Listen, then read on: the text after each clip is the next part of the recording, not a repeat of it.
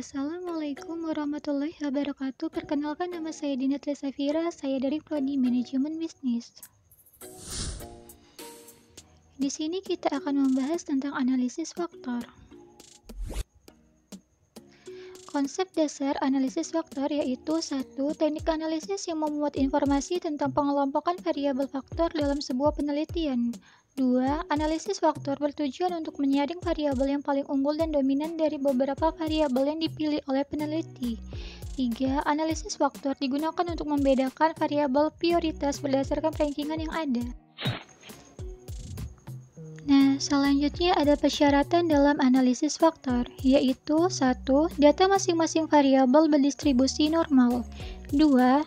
Nilai KMO-MSA lebih besar dari 0,5 dan nilai Bartlett Test of Sphericity lebih kecil dari 0,05.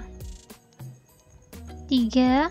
Ada korelasi kuat antar variabel. Hal ini ditandai dengan nilai anti-image correlation antar variabel lebih besar dari 0,5.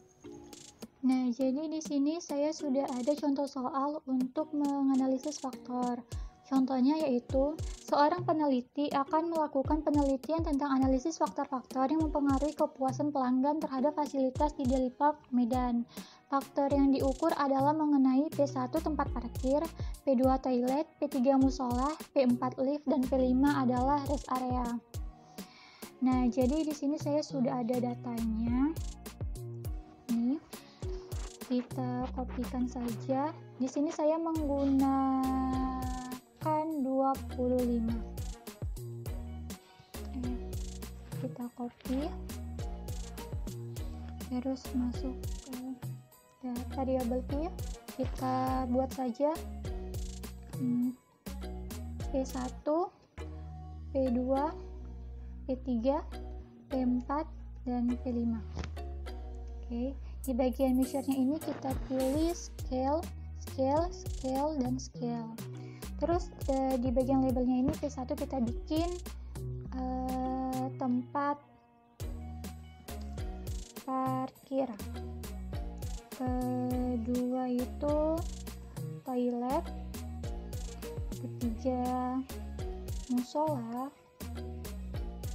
Keempat lift. Dan yang terakhir itu rest area. Oke, kita ke data view.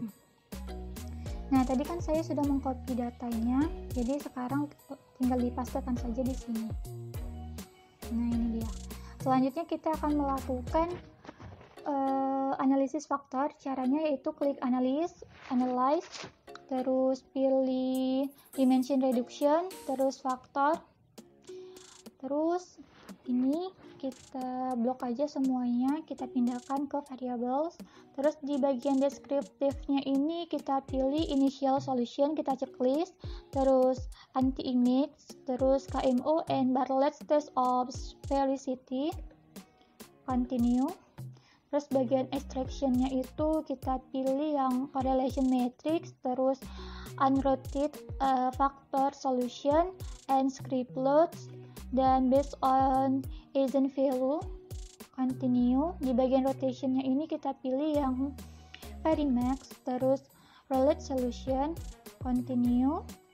Skornya ini kita pilih save as variable, terus kita pilih regression, continue. Oke. Dan ini dia hasilnya semuanya. Nah, hasil yang ini semua, tabel ini sudah saya pindahkan di PPT saya. Ini dia. Ini tabel yang pertama yaitu tabel KMO and Bartlett Test. Nah, tabel ini digunakan untuk mengetahui kelayakan suatu variabel apakah dapat diproses lebih lanjut atau tidak menggunakan teknik analisis faktor. Terus, jika nilai KMO-nya ini, nilai KMO yang ini lebih besar dari 0,5, maka teknik analisis faktor ini dapat dilanjutkan. Seperti yang kita ketahui, nilai KMO-nya di sini itu 0,655, lebih besar daripada 0,5.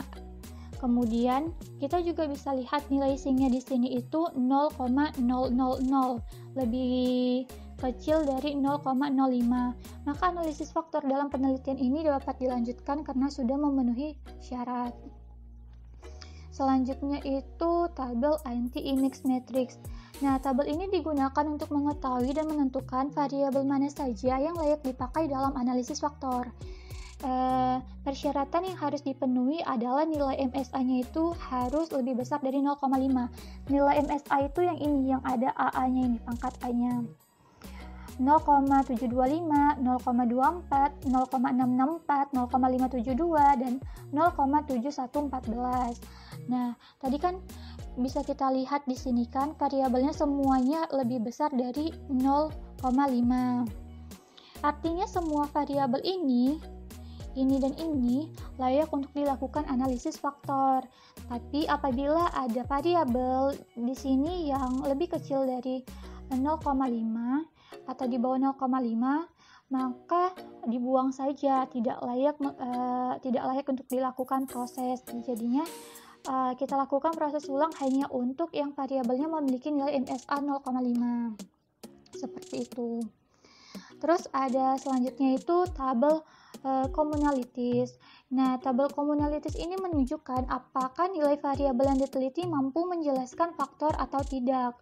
Variabel dianggap dapat menjelaskan faktor jika nilai extraction-nya yang ini lebih besar daripada 0,5. Dapat dilihat bahwa semua variabel memiliki nilai extraction lebih dari 0,5, ya kan? Soalnya 0,744, 0,956, 0,910, 0,963, 0,771. Artinya semua variabel yang di sini itu dapat dipakai untuk menjelaskan faktor. Selanjutnya itu ada tabel total variance explained. Nah, tabel di atas menunjukkan masing-masing variabel yang dianalisis. Dalam penelitian ini, saya menggunakan 5 variabel. Artinya ada 5 variabel atau 5 komponen yang akan dianalisis. Terdapat 2 macam analisis, yaitu initial eigenvalues dan extraction sums of square loadings. Initial eigenvalues itu menunjukkan faktor yang terbentuk apabila nilai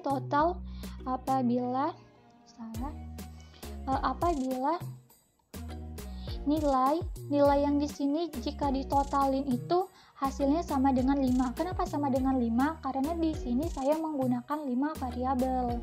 Seperti itu. Jadi 3,152 ditambah 1,192 ditambah 0,437 ditambah 0,139 ditambah 0,079 hasilnya sama dengan 5. Sedangkan di bagian yang ini, extraction sums of square loadings ini menunjukkan jumlah variasi atau banyaknya faktor yang dapat dibentuk. Syaratnya itu dia itu nilai initial eigenvalues-nya itu harus lebih dari 1. Jadi itu kita tuh dengan mudahnya tuh bisa lihat dari sini. Nah, jadi kalau misalnya di sini nilainya ada yang lebih dari 1, maka bisa dimasukkan ke sini. Makanya yang 3, 4, dan 5 itu tidak ada di sini karena nilai eigenvalues-nya itu kurang dari 1, maka tidak menjadi sebuah faktor. Seperti itu. Terus yang selanjutnya itu, nah ini itu untuk menegaskan yang tadi, yang ini total variance explained, tabel yang ini. Jadi dari gambar skyplot di samping di ini terdapat 2 titik komponen yang memiliki nilai eigenvalue yang lebih dari 1. Ini dia, yang ini dan yang ini. Maka dapat diartikan bahwa ada 2 faktor yang dapat terbentuk gitu. Selanjutnya adalah tabel komponen matriks. Nah, komponen matriks menunjukkan nilai korelasi masing-masing variabel dengan faktor yang terbentuk. Pada tabel ini terlihat pada variabel tempat parkir, nilai korelasi dengan faktor 1 adalah 0,759 dan korelasi dengan nilai faktor 2 adalah 0,411. Yang toilet, nilai korelasi faktor 1-nya itu 0,18 dan nilai korelasi dengan faktor 2-nya itu 0,544. Begitupun selanjutnya bentuk yang variabel musola, leaf, dan rest area. Seperti itu. Selanjutnya itu ada tabel rotate component matrix. Nah, tabel ini digunakan untuk melihat suatu variabel masuk ke dalam kelompok faktor yang mana. Jadi gampangnya itu di sini tuh kita lihat saja. Di sini ada dua faktor, yaitu faktor 1 dan faktor 2. Caranya kita lihat saja mana yang nilainya lebih besar atau paling besar.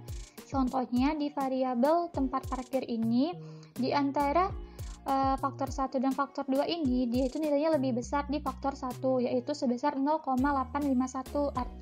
Maka tempat parkir ini masuk ke dalam kelompok faktor 1.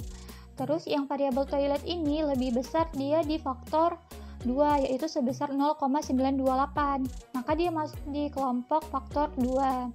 Terus yang variabel musola ini dia lebih besar di faktor 1, maka dia masuk pada kelompok faktor 1. Terus di variabel yang leaf ini dia lebih besar di faktor kedua, maka dia masuk di kelompok faktor kedua. Terus yang rest area ini, variabel rest area ini lebih besar di faktor 1, maka dia masuk ke dalam kelompok faktor 1. Di sini saya juga sudah buat tabelnya agar lebih gampang. Untuk faktor 1 itu variabelnya itu yang masuk adalah variabel tempat parkir, musola, dan rest area. Sedangkan yang di faktor 2 itu yang masuk itu variabelnya adalah toilet dan juga lift. Nah, selanjutnya tabel komponen transformation matrix. Nah, komponen transformation matrix ini menunjukkan bahwa pada komponen 1 nilai korelasinya, komponen 1 ini pada yang satu ini nilai korelasinya itu 0,789, lebih besar daripada 0,5. Terus begitupun pada komponen yang kedua ini dengan yang ini, dua ini, nilai korelasinya itu sebesar 0,789 juga, lebih besar daripada 0,5. Maka kesimpulannya kedua faktor ini layak untuk merangkum kelima variabel yang dianalisis. Jadi seperti itulah analisis faktor. Selanjutnya ada pertanyaan, dapatkah analisis faktor dilakukan dengan software lain selain analisis SPSS, misalnya dengan Amos ataupun Smart PLS? Ya, dapat juga analisis faktor dapat dilakukan dengan menggunakan software lain seperti Amos dan juga Smart PLS. Mengapa? Karena Amos sama halnya dengan SPSS. Amos merupakan software statistika yang dikembangkan oleh IBM.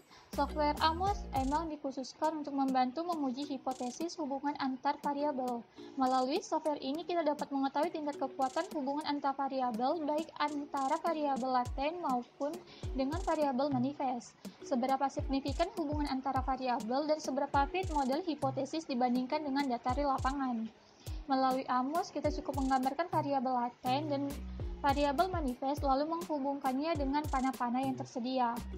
Dan juga Smart PLS, kenapa? Karena Smart PLS adalah software statistik yang sama tujuannya dengan Liserel dan Amos, yaitu untuk menguji hubungan antara variabel baik sesama variabel laten maupun dengan variabel indikator ataupun manifest. Smart PLS sangat dianjurkan ketika kita memiliki keterbatasan jumlah sampel sementara model yang dibangun kompleks. Nah, jadi setelah saya memberikan penjelasannya, dapat diketahui bahwa memang software Amos dan Smart PLS memang dapat untuk melakukan analisis faktor seperti itu. Nah, itu saja yang dapat saya berikan. Semoga video ini bermanfaat untuk kita semua. Thank you for watching.